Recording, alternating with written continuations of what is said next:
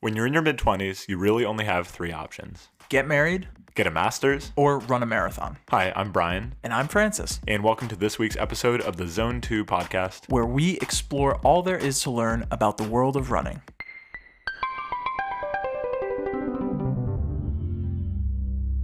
Here we are in episode 3, and let's just get things started off. Brian, how was your week for Francis, training? thank you so much for asking. I had an excellent week of training That's last so week. good to hear. Despite a little bit of sketchy weather, I still managed to get all my runs in. No hiccups, no bumps, no messing about. My long run, 18 miles on Saturday, is my longest run ever. That's pretty far. I think the prospect of going 8 miles further than that is a little intimidating. Honestly, it felt really good. It was nice to just kind of be on my feet for that long and get a feel for it. I did it through Heartbreak at their Newton location. There's a famous 10-mile loop called the Firehouse Loop. So you do the 10-mile loop, and then there's a slightly smaller loop that you do a repeat. So it's 2 full laps up Heartbreak Hill through Newton. A lot of hills, a lot of elevation, but it felt good to be out running, out with friends. This was my first 50-mile week. Oh, wow. I was a little bit concerned about the mileage kind of catching up to me, especially because I missed a little bit a few weeks ago just because I was sick for a couple days. But the mileage felt great. My legs felt super strong. I rewarded myself with some friendlies Saturday night. I had a lot. I got the honey barbecue chicken super melt That's awesome. and That sounds the really cookies good. and cream sundae. Well, how many calories is that? Friendlies is a challenging place to calorie count because they don't have an itemized calorie count for each item on the menu. Well, there's nothing They have it friendly about that. I agree. They have it based on menu item category. So they're like the sundaes could be anywhere from 680 calories, which I was like, okay, to 1400. And Oh my God. and I got a large sundae. I'm not messing about. Like I was hungry. So we can hazard a guess. I think it was probably 1400 calorie sundae. And then I got the honey barbecue chicken super melt, and I ate my friend's coleslaw, and Okay. I had shakshuka right when I got home from the long run during the day. I had a big calorie day on Saturday, but But you also I burned needed it. all of it, Yeah. pretty much. No, that's a long run. It's definitely interesting being in uncharted territory where every week that I do a longer long run is the longest distance I've ever ran in one go. But yeah, no, I had a good week running, busy, nice. but Yeah, it was good. good stuff. How about you? Talk me through it. Well, I'm happy to say, are so back, and it feels so good. So I only ran around 23 miles last week, but the fact that I was able to do those miles pretty much pain-free was incredible. And I'll be completely honest, I was in a bit of a funk for the last few days. I wanted to go out and run, but every time I would go to the gym, get on the treadmill, or even just run easy, I would, feel pain, and it was just really discouraging because I felt like I was losing all this fitness, left and right, and just spending way too much time off of my feet. But my coach actually put it really nicely. He was like, don't get injured for the sake of pushing through pain. There are times when you can push through pain, and pretty much every runner that I've read about or seen an interview of, pro runners, amateur runners, it's all the same thing where it's if you do have an injury, don't push it. Take the time to rest. It's worth it to lose the fitness from rest than it is to lose the fitness from having to physically not run because you've created an injury that needs several weeks to heal or something. So I definitely think I did the right thing. Went for a longish run on Saturday, 10 miles. Felt incredible. Nice, I was out in nice. Southie, did the Castle Island loop for the first time, which was looked really beautiful. good. But yeah, looking forward to a banger of a week this week. I've got an awesome workout planned for tomorrow. I'm doing a 2x2 mile interval run, which should be really exciting. And then I've got a tempo run on Friday that I'm super psyched. And then, the general easy miles, kind of working back up to the mileage and to the intensity that I was doing before. So I think I'm hitting around 44 miles this week. That's awesome. But yeah. What are you planning for a long run this week? Again, nothing crazy. I think my long run for this week is going to be around 16 miles. Okay. So a good chunk of distance, but that will be the furthest I've ever run at one time. There you go. But I'm trying not to think about it too much, because I feel like I start to psych myself out a little bit, because it is a little daunting when you say this is the furthest I've ever run. But I know I'm capable of that. So Yeah, I know you are too. But that's also good to be aware of how your body's feeling, and obviously you want to be 100%. So if you're at the point this week where you are second guessing it or you feel like maybe you're not up for it, I feel like it's definitely smart to cut the miles now rather than let an injury continue to be exacerbated. We want you 100%. yeah, no, and I think I'm far enough out from my marathon at this point that I feel comfortable taking the time and not really considering that it's going to impact my race all that much, which is good. But yeah, definitely focusing on zone 2 running this week, trying to make sure that I'm keeping that solid base. And actually that kind of brings up an interesting point, which is we never actually discussed what our podcast is actually named for. You know, we say Zone 2 podcast, we talk about Zone 2 running, but what is that actually? Yeah, that's a good point to bring up, Francis. We've had some people ask us. So anyone with a Garmin, if you look in your Garmin, you have different heart rate zones, which are based on the intensity that you're running at. So zone 5 is like your all-out maximum effort. If you're racing on race day, like I spent the majority of the half I ran in the fall in like high zone 4 or zone 5, just because I was pushing myself to the limit of what I had been capable of up to that point. But zone 2 is your aerobic training zone, which I believe is defined as 60 to 70% of your maximum heart rate. Depending on who you ask, a lot of runners or endurance athlete trainers say that you should be doing about 80% of your runs and of your workouts at your zone 2 pace, meaning it's not a speed thing, it's a heart rate thing. No. Where you want your heart rate to be 60 to 70% of your maximum heart rate. It varies from person to person, but generally your zone 2 is a little bit slower. Like the pace where your zone 2 heart rate is usually a little slower than you actually think. I know for me, when I first started running, I was going out and running, low 8-minute miles and stuff like that. In my head, I was like, this is how I'm supposed to train. But then I would look at my heart rate and it would be like, if it was accurate, in the 170s, and that was nowhere near where it should have been. It should have been closer to like low 150s, high 140s, maybe. Yeah. It can be a little frustrating sometimes to kind of stick to that because you could feel yourself being slower than you want to, but at the end of the day, you are really starting to develop that aerobic base. Yeah. And that pace is going to go up as you get better and better and better. Yeah, and I've noticed that even just from where I was at the fall, if I was watching my heart rate and I was doing a run solely based on my heart rate zone, my zone 2 would be like a 9:30 to a 9:45. And now I can pretty comfortably run in zone 2 between like an 8:45 and a 9. So just based on the last 10 weeks of marathon training, seeing that change in my heart rate zone where I'm able to sustain a faster pace at that same heart rate is really, that's another measure of progress. Yeah, and I would say like running is one of those things that you get out of it pretty much exactly what you put in. So if you're putting in the work and making sure you're being steady and slow or easy running, then you're going to have that endurance and you're going to see that in your races. You're going to get better times and stuff. And and so in the spirit of sticking in zone 2, we'd like to introduce our guest for this week's episode. He is a self-proclaimed easy running enthusiast. So joining us on the pod today is Ted Trozinski. Thanks for coming on the pod, Ted. Thanks for having me. Long-time listener, first-time guest. It feels good to be here. Yeah, you've been with us since the beginning, Ted. So you've listened to every episode, I think. Yeah, you guys have really grown with me. I feel like I've grown with you. It's been nice to see the change and everything catching up to yourselves. We've come a long ways. But we've stayed humble. Have we? I don't know. Telling every single person I know to listen to the podcast so I can see the numbers go up. Yeah. I have been in awe of how humble you guys are. It's really amazing. I think about it. It's something to look up to. Yeah, I don't like to toot our own horn either, but I would describe Francis and I as probably two of the most humble people in the Boston metro area. Of all the people, we're at the top for being the most humble. Yeah, you're winning that competition. Yeah, like people aspire to be as humble as we are. This is true. So Ted, you have a bit of a roundabout way to running. You weren't always a runner. You were a soccer player first, correct?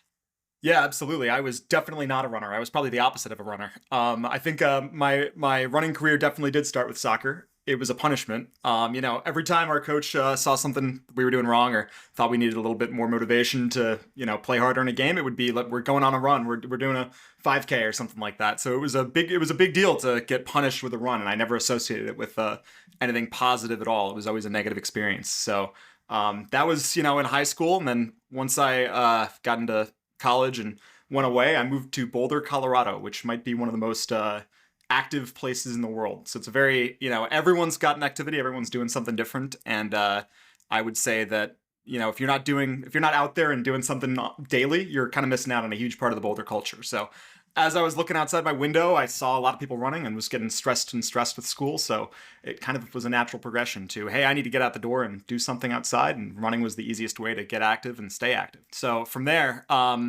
once I got into running in Boulder, I was doing like a 2.5-3 mile campus loop once a day, every like few times a week, somewhere in there. Whenever I had time, I'd just go out and do a 40-minute as fast as I possibly could around campus and see what I could do.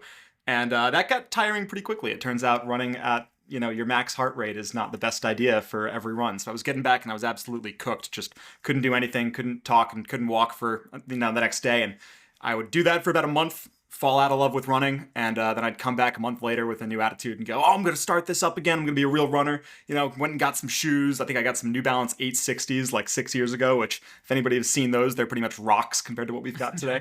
And, but I wanted to make it a little more fun, and I was trying to figure out ways to do that. And I was talking to one of the guys at the running store out in Boulder, and I think he said, he put me on the treadmill and said, what's your usual pace? And I think I set it to like 7:30 or 7 minutes or something like that. He's like, you do this all the time? And he asked me how much I ran after I said, yeah. I was like, oh, I get in and out, and I sometimes run a lot and sometimes I'm not running at all. And he's like, yeah, it's probably because you're running at 7:30 every single time. Maybe you should try doing like 8:30, 9 minutes. And I was like, 9 minutes? That's objectively too slow. There's no way that anyone should be running at 9-minute miles. That's not a running activity. And, the second I started slowing down, it became a little bit more fun. I got into grad school and stayed with for, was there through COVID. Running became a bit of an outlet for me and really started slowing down then. And then when I moved out to Boston 3 or 4 years ago now, I think you guys said it on episode 1, everyone runs in Boston. It's just the thing to do here. And you see people not huffing and puffing constantly. They're just kind of running at their easy pace. And that became a big inspiration for me to just slow down, enjoy the sights, listen to some podcasts, listen to some music, listen to my own thoughts sometimes, as horrifying as that often is. But, it was a good way to kind of slow it down and enjoy the miles rather than just, racing to get done and as fast as humanly possible, and then be miserable for the next day. So falling in love with running was really a tale of me learning to go slower and to accept that there's no such thing as objectively fast or objectively slow. It's just, whatever's right for you, you should be doing it at that pace.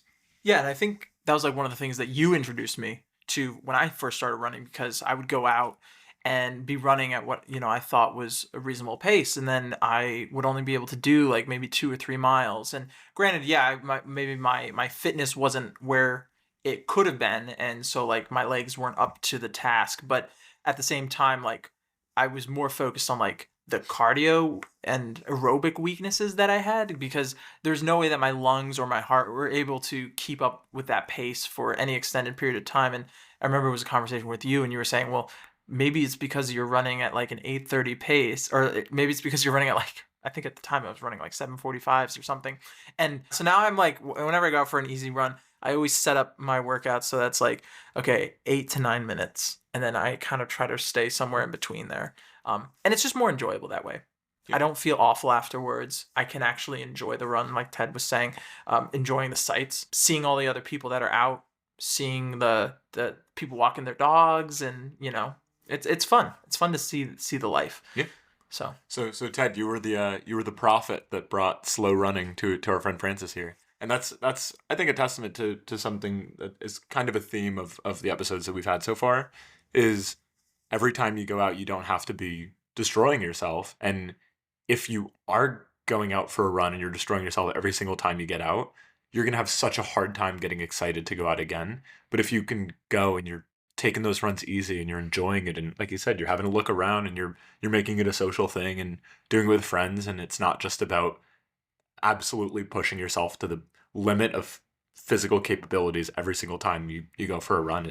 It's way more sustainable. It's more enjoyable. Absolutely. Yeah. Running's a choice. We're choosing to do this. So why are we choosing to do this if we're going out there and making ourselves miserable every time? We should be enjoying the miles. We should be enjoying the time. And the best way to do that is to be out there consistently and every day and going back to it the next day. So I've always said that my favorite runs are the runs that get me excited for the next one. So if I've ended my run and I'm absolutely miserable and never looking forward to another run, that's a failure of a run. I want to be, out there and being like, yep, even if it's a workout, sometimes workouts are hard. That's okay because you know your next one's going to be easier. You're going to be back out there and you're going to have a better time soon. So every run should be an encouragement or another reason to get out there again. Absolutely. Well said. So Ted, sounds like you're doing quite a bit of running nowadays, perhaps almost every day. Are you training for a race coming up?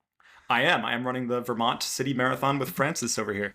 It's going to be, what is that, late May 25th? May 25th, yeah. May 25th, I have it in my phone. Yeah, so we're deep into the build phase at this point. And, it's a fun time because, like you said, this is going to be my second marathon. So it's not necessarily every step is new, but it still feels, every time you do it, at least it feels new this time because I've got a new set of knowledge. And it's really fun to build from.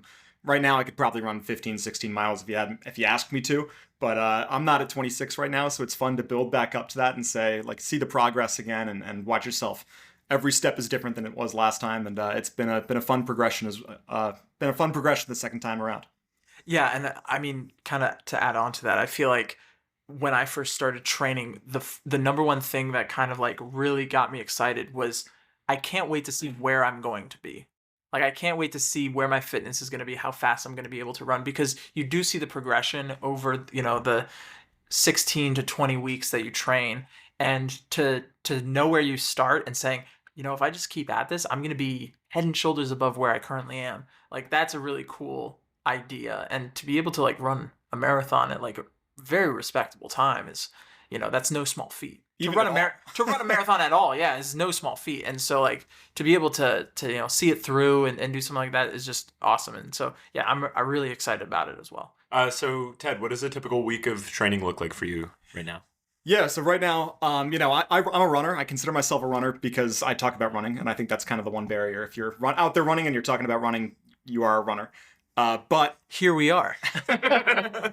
This is just proof. Wait, does that mean that I'm a runner? Francis, I have horrible news for you. Oh no. You're a runner. I'm so sorry. Is it contagious?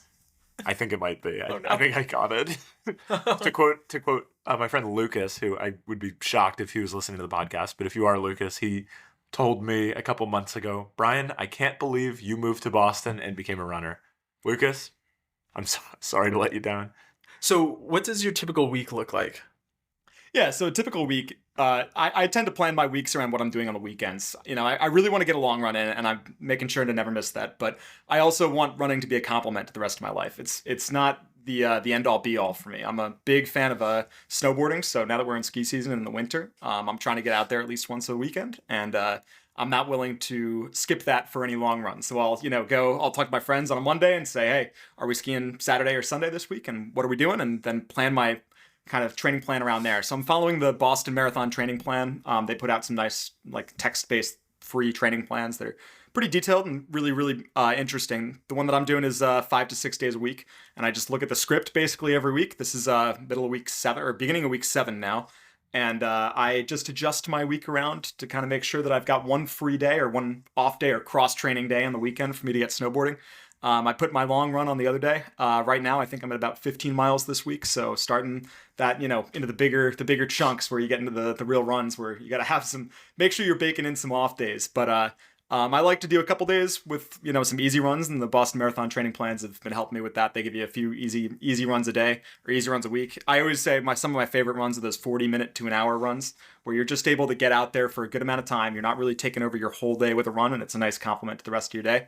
So I try and do 2 of those a week, usually 1 workout a week, and then my long run. So it's 5 to 6 days a week. Every day, every week's different. Every day is a little bit different, and it keeps things fresh. You're talking about running being a complement to the rest of your day. As a young professional, how does running play a part in your life in the context of your day-to-day work? Oh man, for me, it's something to look forward to if I'm doing it after work. If I've got a stressful day, I know I have a easy outlet after work for me to go home and do something that I love. So it's a good thing to focus on. It's kind of I think I forget who said this, but it's a serious gift to be able to struggle at something other than life, and to choose to struggle and focus your struggle on something like running is an awesome way to focus your energy. So it's a good thing if I'm ever really stressed at work to be able to go home and say, hey, I've got this run to look forward to. I've got something else to focus on. I'm going to make progress in my run, even if I didn't make progress anywhere else. So I really like that.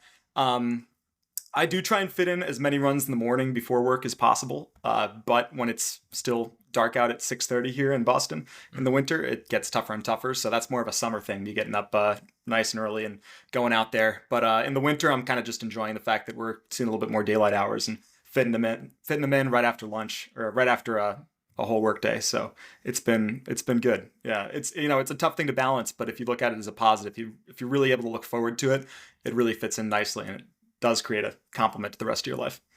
There you go. And that ties in, I think, to that theme we were talking about earlier of doing your runs at a pace where you are not destroyed after the fact, and you can look forward to the next one.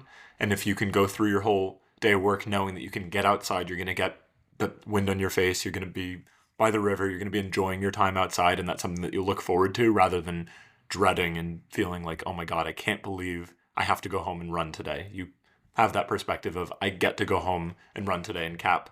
If you had a good day, you're capping a good day. If you had a bad day, you're helping make up for a bad day by being able to get outside and go for a run. Absolutely. It should just be fun. It's a choice to do this. So the more fun you can make it, the better it's going to be, and the more you're going to continue to do it, and you'll be back the next year for the next race. So it's a good thing to be able to kind of throttle back a little bit and just rest into an easy pace, or, a pace that's easy to give. I think Coach Bennett said that from the Nike Run Plus Club, if anyone knows that.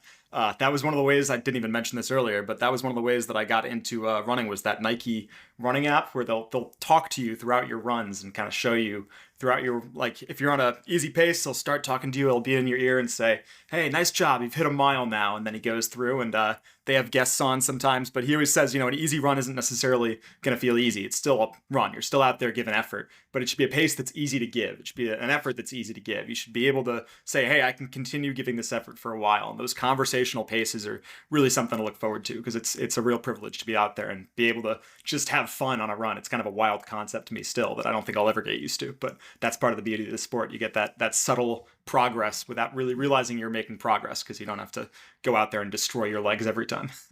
Plus, a couple times now, Ted, you've mentioned that conversational pace, and I think it's interesting that keeps coming up, and that's something that I think Francis and I feel too, is running really is and should be a social thing, and it's such a wonderful vehicle for those social interactions. You talk about going and having a cup of coffee with somebody, or going and having a drink with somebody. It is. Yeah, that's funny, because I started out running completely alone. Almost, I think maybe my first social run ever was with Francis. I just was not a social runner. And the more I've let more and more people into my life and more and more people into my running life, the better it's gotten. It really is a social activity. We'll keep you coming back. We'll keep you hooked. And it's a much better way to eat up the miles, to have people there to talk about it with, digest your weeks with, complain about when you have a bad run.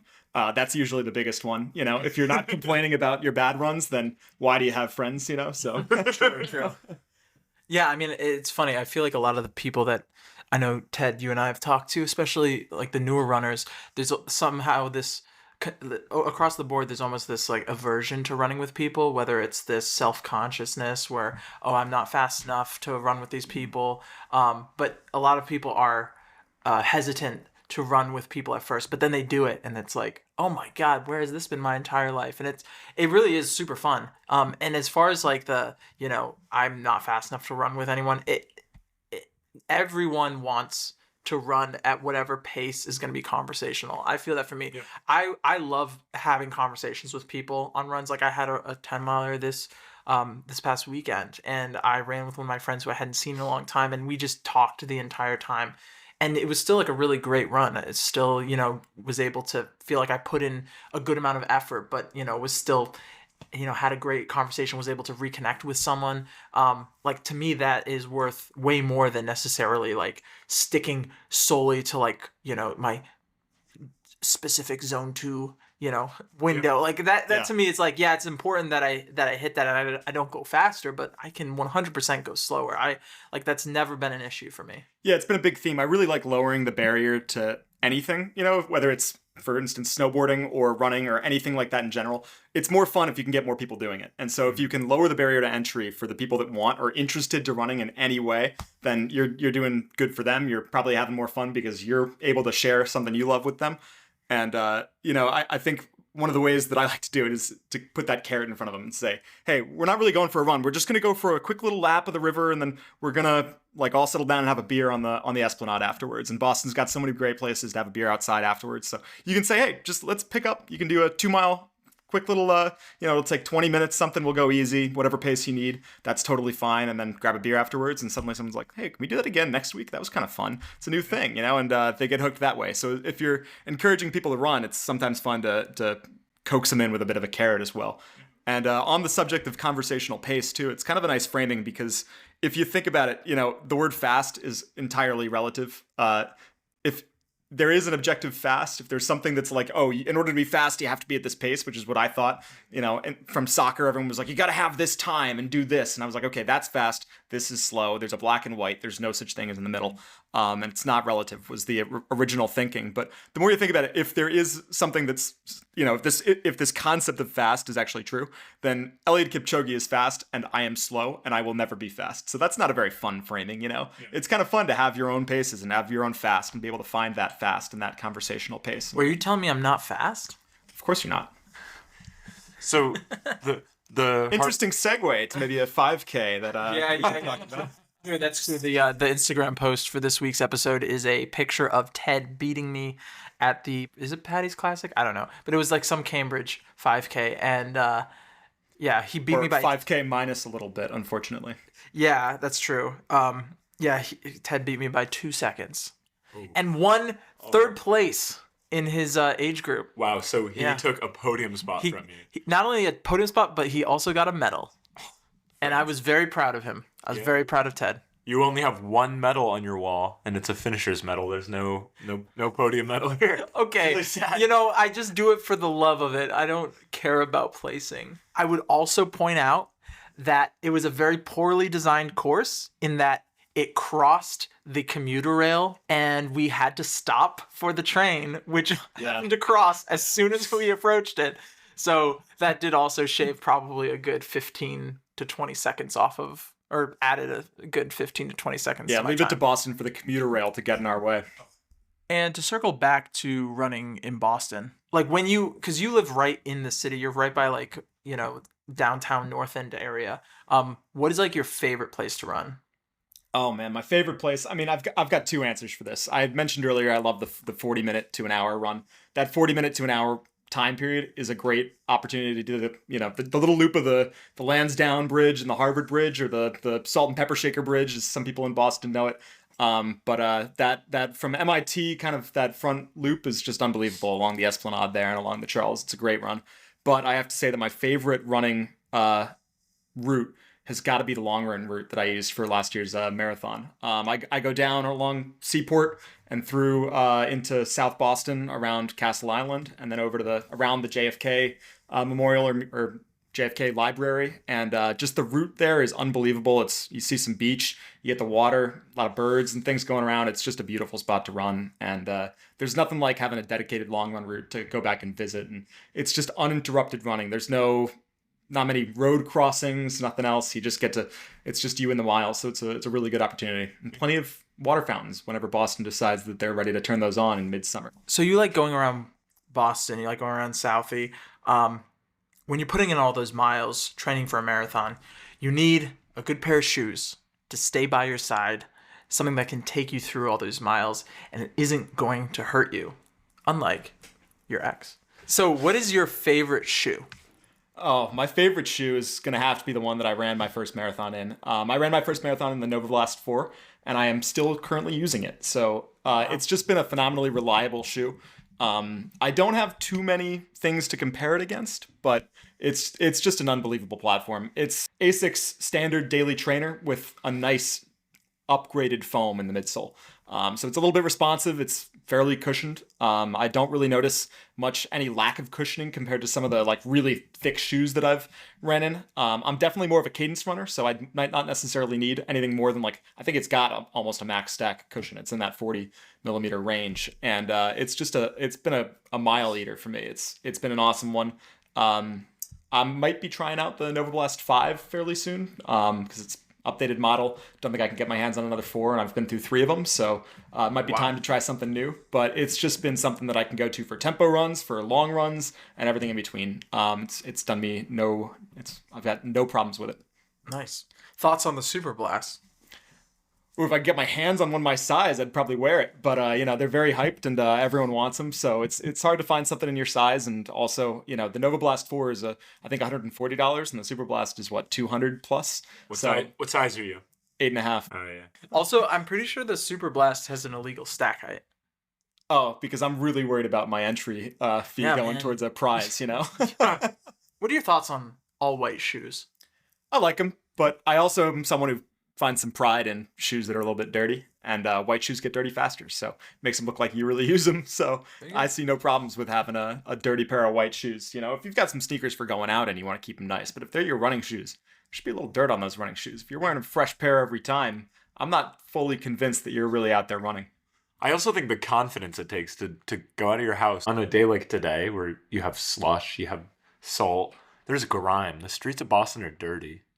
The confidence to lace up and go in a pair of white sneakers. Oh, like that. I do that every day. People tremble when they see me pass in my white sneakers. They're like, oh, this guy believes in himself. Oh, God forbid. God forbid you have any self-confidence. Oh my God. Ted, that's awesome to hear about the Nova Blast. Have you considered adding multiple shoes to your rotation, or are you a one shoe kind of guy? I have definitely used a rotation in the past, and I think I might go back to that for this marathon training. So actually in the prep to the last marathon, I was in one shoe that I kind of used as my tempo shoe before I found the Nova Blast, and then I had a Gel Cayano 30, which is kind of a stability focused. It's not necessarily a full stability shoe, but it's a big, just thick chunk of nice cushy foam. And so I used that for my real long runs where I wanted something that could just absorb every step and feel like I was floating on a cloud for the entire time. And then I had a kind of a more tempo shoe that was a little bit firmer, much more energy. It was a PB midsole. I think it was called the Saucony Tempest, which is a structured-ish blend, or it's not a blend, it's 2 separate foams next to each other, but it's a fast shoe. It had a lot of responsiveness. I ran my first half in that shoe. That's another good one. But I liked the kind of rotation of having one that when you lace it up, you're about to go fast. Yeah. And then another shoe that's just, I think you said, Francis, your mile eater last time too. Yeah. So I just co-opted that phrase as well. But it's a good one. You want something that you feel comfortable to absorb every footstep and put no stress through your legs, or put minimal stress through your legs. There's also something to be said for when you're running in Boston, you're getting out every day. A lot of times this winter, I've come back with wet shoes, and you're going to be lacing up first thing the next morning to go for a run. The worst thing is to be putting your feet in shoes that are wet from the previous day's run. So having a little bit of a rotation, I have found, is a little bit nice to just have that confidence that you have a dry pair of shoes that you can put on, even if you got absolutely soaked the day before. Yeah, and I feel like I've heard some things too. I don't know if there's any serious science backing this up, but I know that there's some people that say that you should let your foam rebound on some of your shoes for 24 hours. So apparently it can help the longevity. I have heard that having a rotation can help extend the lifetime of both of your shoes. Yeah, that's actually really interesting, because I do know that shoes over time, depending on like the type of foam, can deteriorate. Yeah, maybe that requires a little bit more research on our part, but we'll let you know if we find anything out. That'd be uncharacteristic research on your part. Yeah, we'll Google. Well, maybe we'll get a shoe foam engineer on here. We might Google Scholar it. Oh. Well, Ted, I think that's probably all we have time for today. I want to thank you for coming on the pod, for sharing your story, and for getting my buddy Francis here into running a little bit around this time last year. It's been awesome having you on the pod. Breath of fresh air. It's awesome hearing your perspectives on running, and I look forward to seeing you around Boston. Thanks for having me. It's been fun. Well, we'll be back next Wednesday. Make sure you tune in. Before we go, though, Francis, do you have a fun fact for us? I do have a fun fact, actually, and my fun fact is that it was after the first Star Wars movie, Star Wars: A New Hope, came out in 1977, that the guillotine was used for the last time to execute someone in France, which is kind of crazy. What kind of fun fact is that?